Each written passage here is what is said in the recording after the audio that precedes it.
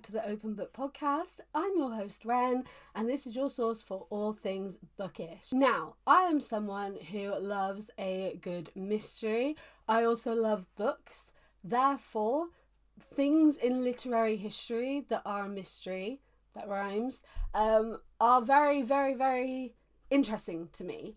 Literature has been such a huge part of the world for so long. It's one of the oldest things. Storytelling, people that tell stories, it is something that has been happening since the beginning of time. Like, it's just, there are manuscripts, there are books, literature is so old that it only makes sense that there's going to be things surrounding literature that are a mystery. The inspiration for this episode of the podcast is that I genuinely think about, multiple times a week, I think about the fact that Agatha Christie went missing for 11 days. She just vanished for 11 days. And that's the first one that we're going to get into, because I think about that all the time, and I think about how we're never going to know what actually happened. And it's just a really interesting one, and it's something that I think a lot of people, I do see people talking about on true crime podcasts. I have seen a couple of Agatha Christie ones, because she was fine. I just want to preface this by saying she was absolutely fine. But yeah, it's interesting. And when I first heard about that, I was thinking, oh my God, people don't actually talk about that, a lot. I don't hear it in literary spaces. I hear it in true crime spaces.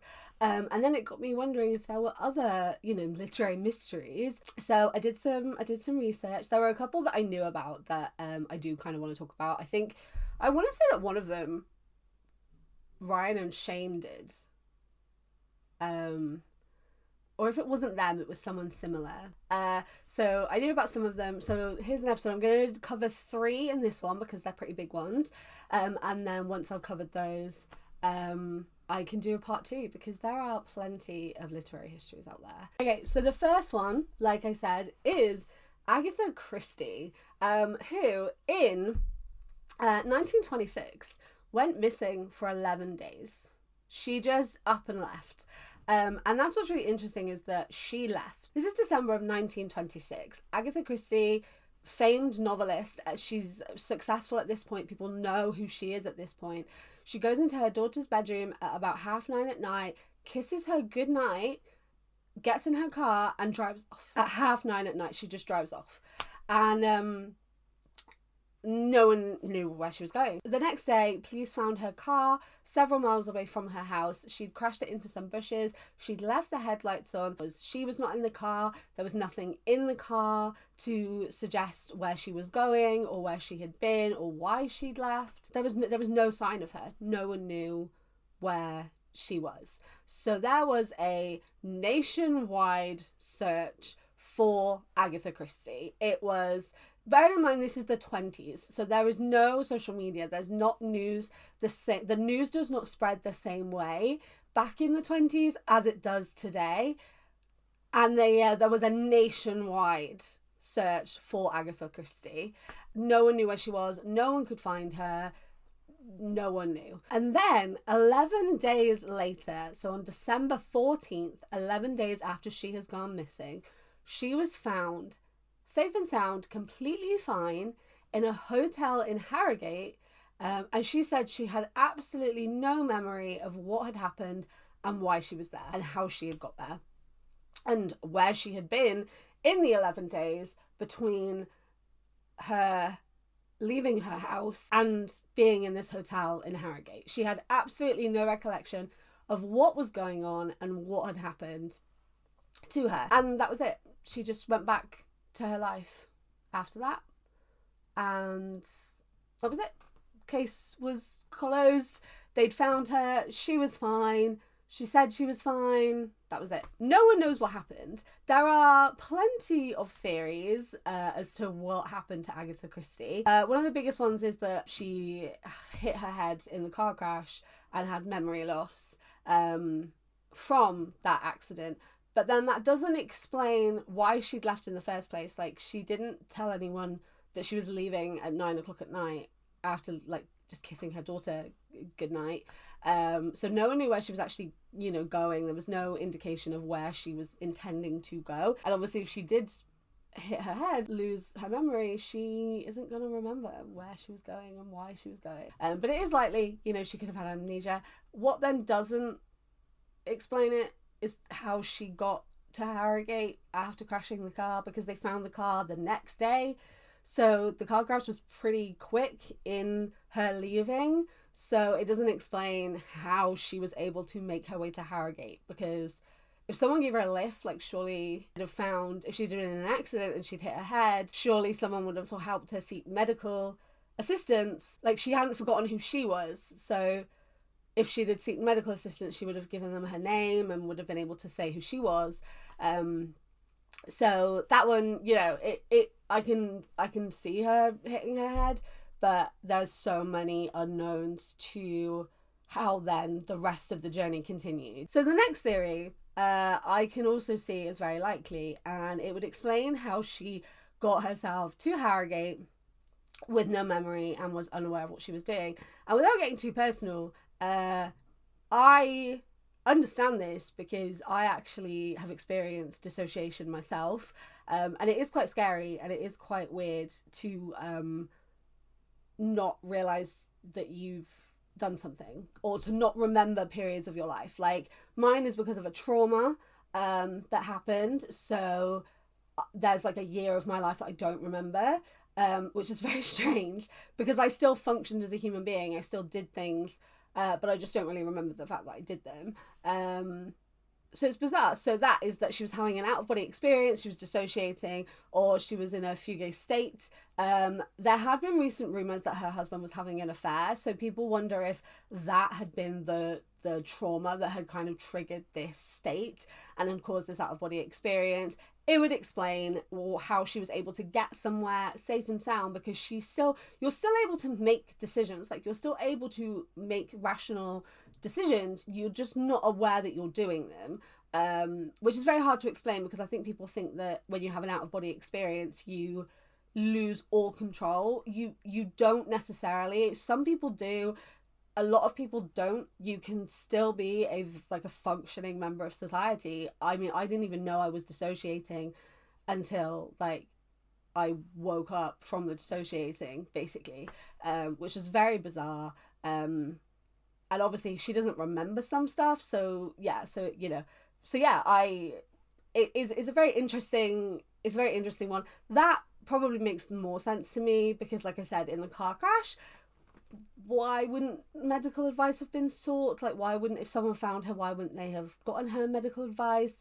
You know, and the fact that they found her car so early meant that she left the car pretty early in the journey. So I feel like, yeah, I could understand her having some kind of like out-of-body experience. There is also the theory that she basically just left. So like I said, were rumours that her husband had been cheating on her, and around this time it is said that he filed for divorce. There is a theory that she just left by her own accord because she didn't want him to do that and was mad at him and basically wanted him to worry, essentially, but she didn't anticipate the amount of attention that her disappearance would have given, so she said she couldn't remember any of it. So that is another theory as well, but I don't know how credible that theory is. I think it's probably more likely that she suffered some kind of like mental, because she did write in her diary about there being like a period of sadness and something, and that she's now moving on. So I wonder if it was something like mental that was going on, rather than just her leaving to piss her husband off, basically. But Agatha Christie has now died. She continued writing novels, she lived the rest of her life, and she died, and we will never know what happened to Agatha Christie in those 11 days when she just disappeared. And I want to know. I would like to know. It's an interesting one. And if she wasn't famous and wasn't a famed novelist, we wouldn't have even known that had happened. So the next one is Edgar Allan Poe. How did Edgar Allan Poe die? Who knows? On October 3rd, 1849, so we're in the 1800s now, a man was found lying in the gutter. He was in really shabby clothing that wasn't his own clothing. Like, he was in a really, really, really bad state. The man that found him was Joseph W. Walker, and he said that Poe was in great distress and in need of immediate assistance. It was Edgar Allan Poe. He was the one that was found in the gutter. He had absolutely no idea why he was there. He had no idea why he was dressed in clothes that weren't his, and he had no idea what had happened. He spent the next few days in hospital. In the hospital, he had really, really, really vivid hallucinations. It was not he was not in a calm state. He was having these hallucinations. He kept saying the name of a man, Reynolds, that no one was able to identify. No one was able to pin a Reynolds to Edgar Allan Poe's life. So no one knew who he was talking about in that situation. And then he later died on October 7th. How did all of this come to be? So newspapers at the time, obviously people knew who Edgar Allan Poe was, and newspapers at the time reported his death as congestion of the brain or cerebral inflammation. But the actual cause of death does remain unknown. There is no official, actual definite cause of death. And a lot of his medical records are unavailable and were either lost or didn't exist in the first place. So it's very likely that we're never really going to know the real cause of death. There's theories now from people like historians and medical historians that say that it could have been syphilis, cholera, diarrhea, epilepsy, rabies, some form of poisoning, or delirium. And obviously at this time, in this part of history, medicine is still in its really, really early days. Understanding of these illnesses, these disorders, was really, really limited, and people did not understand how they affected people. All you have to do, I have my degree is in psychology, and all you have to do is look at the criteria for what would have put you in a psychiatric hospital back in the 1800s, and you can see that there is no understanding of these illnesses at all. He could have been having some kind of medical episode, whether that be physical or mental, or both, and people just wouldn't have known what was happening because medicine was so misunderstood, and the medical practices that they had were not necessarily the correct medical practices to be using, and to be finding out what was wrong with someone. There is another theory, which I found quite an interesting one actually, is that he was a victim of something called cooping. And I didn't know this was a thing, but it's actually a form of electoral fraud, where citizens, just like everyday citizens, would be kidnapped off the street, drugged, made to drink loads of alcohol, so they were absolutely off their faces, dressed in clothes, repeatedly dressed in clothes that weren't theirs to try and fool the electoral staff, basically, so it looked like they were different people coming in to vote, and they were forced to go in and vote for the same person over and over again. And this apparently can be could get quite violent, and this was something which it could have ended up quite badly, and people think that maybe something like that could have happened to him. It would have explained why he was in other clothing.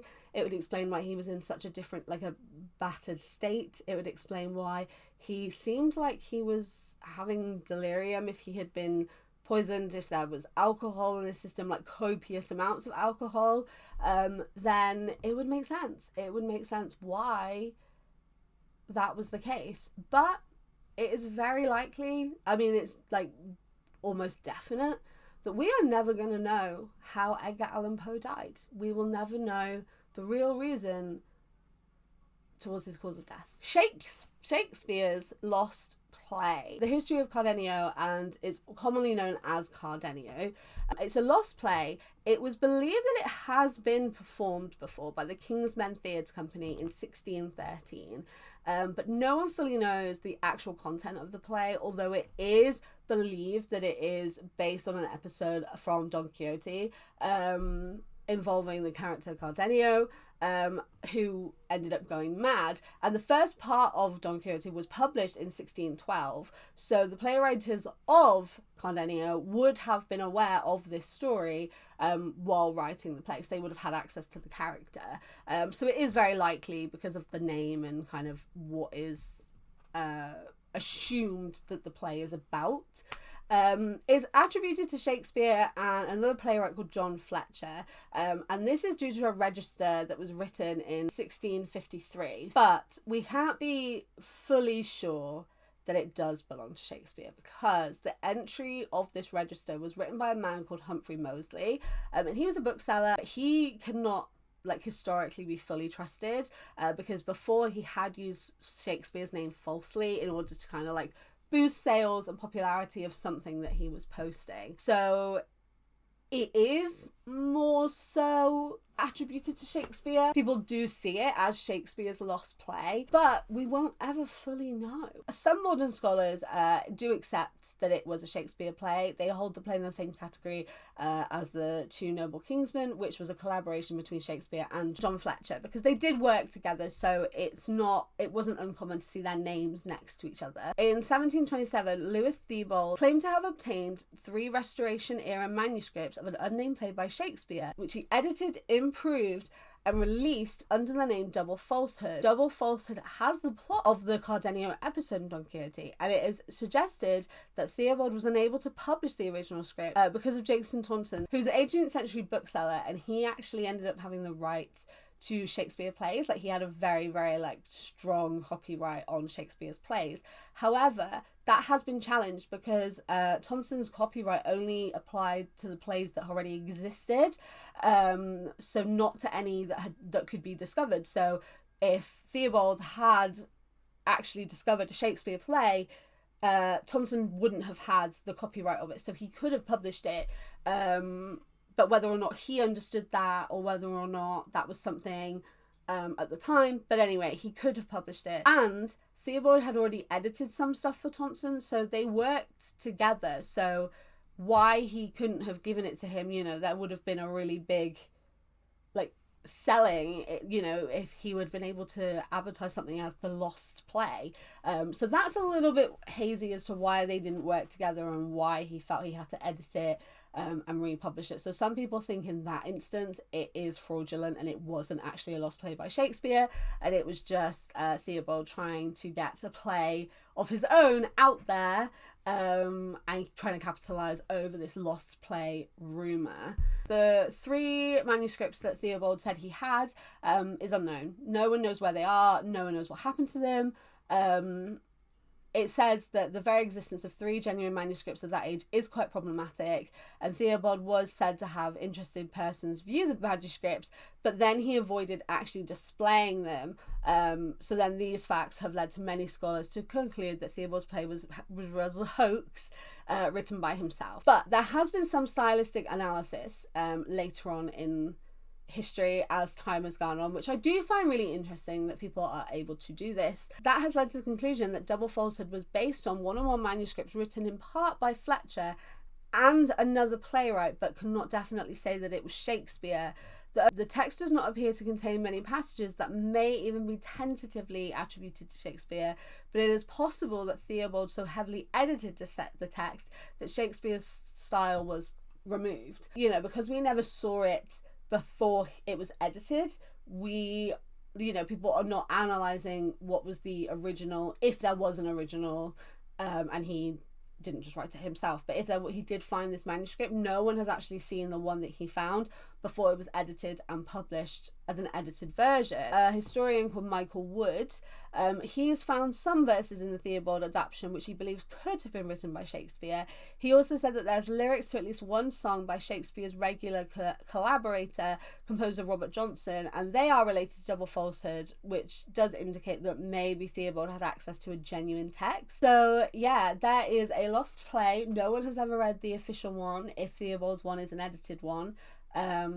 It could just be a completely fake one. So no one's ever seen this original one, and I don't think we'll ever fully know if it's properly attributed to Shakespeare. It is widely believed that maybe it could be the original, not the Theobald one, and it is believed that it was something that he worked on with John Fletcher, but no one's ever read it and we don't know where it is. So yeah, that would be quite an interesting one for someone to find. That's something which could potentially be solved at some point. With Edgar Allan Poe and Agatha Christie, they've died. We're never going to know the answer to that, but this one is something where it could be somewhere, you know? But I imagine it's very likely that we will probably never know where it is. And then the final one is the Voynich manuscript. I actually found out about this really recently, and this is kind of wild. Like, this is actually kind of insane. And this is a 200-page book which has been carbon dated to the 15th or 16th century. It is full of pictures, like botanical ones, figurative, scientific drawings, castles, dragons. Like, it's full of drawings, and it is full of a language that no one knows. Historians have been able to look at it and understand that it is a language and that the structure of it is a language. It's not just like complete gobbledygook, like it is an actual structured language, but no one knows what language it is and no one knows what it's saying. No one knows how to read it. There's no other record of this language anywhere. It's named after Wilfred Voynich. He purchased the book in 1912, and since then it has been studied by cryptographers, and there has been so much stylistic analysis of it to try and figure out. Some people think it may have been written in Italy during the Italian Renaissance, but no one knows. No one knows what it says. Personally, for me, I find it really interesting that it has dragons in it. Like, that is like, I don't know why, but when I found out about the dragons, I was pretty intrigued by the fact that there's dragon drawings in this book. People don't know if it's like a fiction book because it has dragons in it. People don't know if it's like a script for a natural language. People don't know if it's a cipher, and we just don't have the cipher, like, to figure out what the words say. People don't know if it's a reference book because of the botanical elements. Is it a book about like herbs and medicine? And people are wondering if it's maybe about like medicine in that way, if it was written in code to avoid accusations of witchcraft, because obviously herbal medicine, people using it were seen as witches. People don't know if it's scientific and what the science is. So there is so many theories as to what it could be. There's also theories that people might believe that it's extraterrestrial or magical. Personally, for me, I never want to like rule out anything. I'm not someone that thinks that aliens look like E.T. and are like walking around like that. But I do think it's kind of a little bit narrow-minded to think that we are the only living beings in the entire solar system, galaxy, universe. Do I think this book was written by aliens? Probably not. I think that it might be something like a child writing a cipher or someone doing a cipher and it just being this cool little thing. Like, people write diaries in cipher, you know, and it could just be that it's something like that and someone has happened to find it and it's become this huge thing that we've just completely blown out of proportion because it's actually just someone's diary who wrote their diary in code so that someone wouldn't be able to read it, and we just don't have the other half to decode it. We'll never know. We'll never know what it is. So yes, that is some literary mysteries. What do you find the most interesting? What are your theories about what happened with all of these mysteries? And let me know any other mysteries that you love, like literary ones. I thought this was really fun and just a really like cool way to discuss some key parts of literary history, because there's some really interesting ones and I do want to talk about it more. Like, there's a couple of other I want to talk about some other mysteries, but there's a couple of other like key parts of history and how it impacted literature, so I think I might do a couple of episodes on those as well. Thank you guys for listening to this episode of the Open Book Podcast. All of the links to find me everywhere else will be in the YouTube description and the Spotify description, so you can come follow me there. Thank you for all the support on this podcast. Every like, every follow, it really, really helps, so I really appreciate it. I hope you guys are doing really, really, really well, and I will see you next time. Goodbye.